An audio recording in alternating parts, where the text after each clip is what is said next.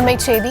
விசிக நடத்தும் மது ஒழிப்பு மாநாட்டில் அதிமுக பங்கேற்கலாம் என விசிக தலைவர் தொல் திருமாவளவன் அழைப்பு விடுத்திருந்த நிலையில் அதில் பங்கேற்பது குறித்து கட்சி தலைமை முடிவு செய்யும் என முன்னாள் அமைச்சர் ஜெயக்குமார் கூறியிருந்தார். விவரங்களுடன் இணைக்கிறார் செய்தியாளர் ராஜேஷ். வணக்கம் ராஜேஷ், இந்த விஷயத்துல அதிமுகவின் நிலைப்பாடு என்னவா இருக்கும்னு எதிர்பார்க்கலாம்? விவரம். வணக்கம். இப்போ பார்த்தீங்கன்னா விசிக அடுத்த மாதம், அதாவது அக்டோபர் 2ஆம் தேதி மது ஒழிப்பு மாநாடு என்ற ஒரு மாநாட்டை நடத்துகிறாங்க. இந்த மாநாட்டில் அதிமுக உள்ளிட்ட ஜனநாயக சக்திகள் பங்கேற்கலாம் என்று அவர்கள் வெளிப்படையாக அழைப்பு விடுத்திருக்கிறார்கள். எனவே இந்த விஷயம் என்பது, இந்த ஒரு தகவல் என்பது ஒரு புதிய கூட்டணிக்கு அச்சாரமாக அமையப் போகிறதா என்ற ஒரு பெரிய பரபரப்பை அரசியல் அரங்கில் ஏற்படுத்தியிருக்கிறது. நமக்கு தெரியும், 2014 முதல் கடந்த 10 ஆண்டுகளாக விடுதலை சிறுத்தைகள் கட்சி திமுகவில் பயணித்து வருகின்றது.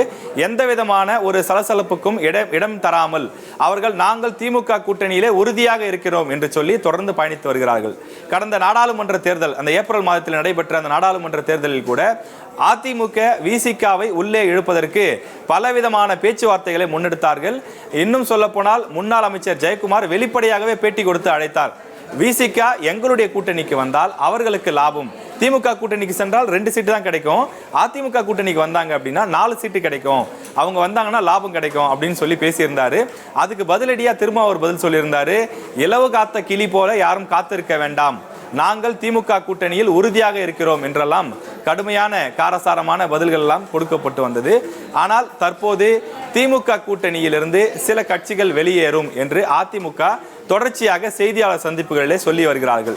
2026 சட்டமன்ற தேர்தலில் நாங்கள் ஒரு வலுவான கூட்டணியை உருவாக்குவோம் என்று அதிமுக பொதுச் செயலாளர் எடப்பாடி பழனிசாமி அவர்களும், அதே போல் அந்த கட்சி சார்பில் செய்தியாளர்களை சந்திக்கக்கூடியவர்களும் தொடர்ந்து சொல்லி வருகிறார்கள்.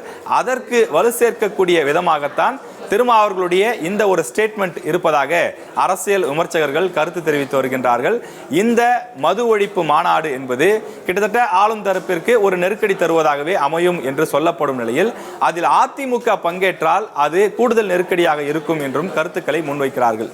இந்தியா முழுவதும் ஒரு சில மாநிலங்களை தவிர அனைத்து மாநிலங்களிலும் இந்த மது என்பது இருக்கின்றது. அதனால் ஏற்படக்கூடிய பிரச்சனை என்பது தீவிரமாக இருக்கிறது.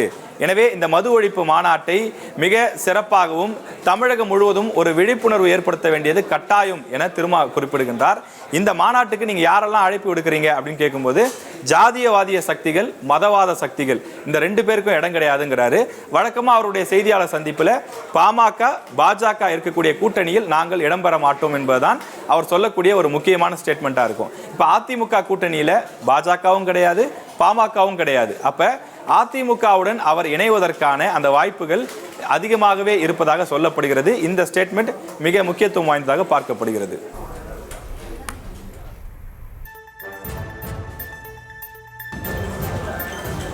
சார், இப்ப திருமா அவர்களுடைய இந்த கருத்தை நீங்க எப்படி பாக்குறீங்க? இது திமுகவுக்கு ஒரு கடுமையான நெருக்கடி அப்படின்னு சொல்லி அரசியல் விமர்சகர்கள் குறிப்பிடுறாங்க. எந்த இடத்திலும் இது திராவிட முன்னேற்ற கழகத்திற்கு நெருக்கடி என்று எடுத்துக்கொள்ள கூடாது, எடுத்துக்கொள்ள முடியாது. நமது கூட்டணியில் இருக்கிறார்கள் என்பதற்காகவே அவர்கள் திராவிட முன்னேற்ற கழகத்தினுடைய கிளைக்கழகமாக செயல்பட வேண்டும் என்று நாம் எதிர்பார்க்க முடியாது. அது ஒரு தனி இயக்கம், ஒரு ஜனநாயக இயக்கம். அந்த ஜனநாயக இயக்கத்தில் அவர்கள் ஒரு கருத்து சார்ந்து ஒரு மாநாடு நடத்துகிற போது அதிலே மிக தெளிவாக சொல்லி இருக்கிறார். இது தமிழ்நாட்டில் ஒரு மது ஒழிப்பு மாநாடு நாங்கள் நடத்தலாம். அதுல கூட நாங்க ஜாதிய ரீதியாக மத ரீதியான கட்சிகளை தவிர மற்ற கட்சிகள் அனைத்தையும் நாங்கள் இணைத்து செல்வதற்கு தயாராக இருக்கிறோம். அப்படி பார்க்கும்போது அதிமுகவும் அப்படி ஒரு கட்சி, அவர்களும் பங்கேற்கலாம் என்று சொல்லி இருக்கிறார். அவ்வளவுதானே. இதுல திராவிட முன்னேற்ற கழகத்திற்கு எங்கிருந்து நெருக்கடி வருகிறது? எங்களை பொறுத்த வரைக்கும் அவர்கள் நடத்துகிற மாநாடு வெற்றிகரமாக நடக்கட்டும். அது ஒரு பக்கம். அவர் ஆட்சி சார்ந்து ஏதேனும் கோரிக்கைகள் வைத்தால் அதை உடனே நடைமுறைப்படுத்த முடியுமானால் அதை தமிழக முதலமைச்சர் கண்டிப்பாக நடைமுறைப்படுத்துவார். தோழமை கட்சி என்கிற முறையில் இன்னும் கூடுதல் உரிமை அவர்களுக்கு இருக்கிறது. அவர்கள் சொன்னால் நாங்கள் கேட்பதற்கும் தயாராக இருக்கிறோம். எனவே இந்த மாநாட்டில் அவர் யாரை கூப்பிட்டிருக்கிறார், இவரை கூப்பிடுவதனால் திராவிட முன்னேற்ற கழகத்திற்கு நெருக்கடியா, இல்ல இதற்கெல்லாம் திராவிட முன்னேற்ற கழகம் ஜனநாயக இயக்கம். எனவே இதை பற்றி நாங்கள் கவலைப்பட வேண்டிய அவசியம் இல்லை. சார், ஏற்கனவே கடந்த நாடாளுமன்ற தேர்தலில் அதிமுக விசிகாவை உள்ளே இழுப்பதற்கான முயற்சிகளை மேற்கொண்டது. திமுக 2 சீட்டு தான் தராங்க, அதிமுக கூட்டணிக்கு வந்தா 4 சீட்டு கொடுப்போம் அப்படின்லாம் சொல்லி ஜெயக்குமார் வெளிப்படையாவே அழைப்பு கொடுத்தாரு. இப்ப இந்த உள்ளாட்சி தேர்தலாம் நெருங்கக்கூடிய சமயத்துல இப்படி ஒரு ஸ்டேட்மெண்ட், 2 கட்சிகள் அவங்க இணைஞ்சி போராட்டம் நடத்துறது உங்களுக்கு ஒரு நெருக்கடி தானே சார்? அண்ணன் திருமாவளவன் சாதாரணமான மனிதர் அல்ல. அவர் அரசியலில் இன்னும் சொல்ல போனால் தத்துவார்த்த ரீதியில் முதிர்ந்த எண்ணங்கள் கொண்டவர், சிந்தனை கொண்டவர். எனவே அவர் தெளிவாக முடிவெடுத்தார். 2 வாங்கி ஜெயிப்பது நல்லதா, 4 வாங்கி தோற்பது நல்லதா என்று அவருக்கு தெரியும். எனவே எண்ணிக்கைகளில் போட்டியிடுகிறோம் என்பதல்ல ஒரு இயக்கத்தின் வளர்ச்சி. எதற்காக போட்டியிடுகிறோம், யாரோடு போட்டியிடுகிறோம், எந்த அளவிற்கு வெற்றி பெறுகிறோம் என்பதைத்தான் ஒரு கட்சியினுடைய தலைவராக பார்க்க முடியும். எனவே திராவிட முன்னேற்ற கழகத்திற்கும் விடுதலை சிறுத்தைகள் கட்சிக்கும் எந்த இடத்திலும் கருத்து வேறுபாடோ அல்லது இடைவெளிகளோ இவர்களெல்லாம் எதிர்பார்ப்பதை போல எங்களுக்குள் முரண்பாடுகளோ கிடையாது. அவர்கள் ஒரு இயக்கத்தை நடத்துகிறார்கள். அதை சுதந்திரமாக ஜனநாயக பூர்வமாக அவர்கள் நடத்தி கொண்டிருக்கிறார்கள். அதற்கான உரிமையை இந்த இயக்கம் திராவிட முன்னேற்ற கழகமாக அது எப்படி நீங்கள் அதிமுகவை கூப்பிடலாம் என்று கேட்பதற்கு விடுதலை சிறுத்தைகள் கட்சி ஒன்றும் திராவிட முன்னேற்ற கழகத்தினுடைய கிளைக்கழகம் இல்லை என்பதை நான் ஏற்கனவே உங்களுக்கு சொல்லி இருக்கிறேன். சார், இப்ப அதிமுக கூட்டணியில பாஜகவும் கிடையாது, பாமகவும் கிடையாது. இந்த 2 பேரும் இல்லாத கூட்டணியில் நாங்கள் பயணிக்க தயார் அப்படிங்கிறது தான் திரும்ப அடிக்கடி சொல்லக்கூடிய ஒரு ஸ்டேட்மெண்ட். இப்ப இது ஒரு வலு சேர்க்கிற மாதிரி அமைஞ்சிராதா சார்? பாஜகவும் பாமகவும் இப்ப திமுகவில் இருக்கா?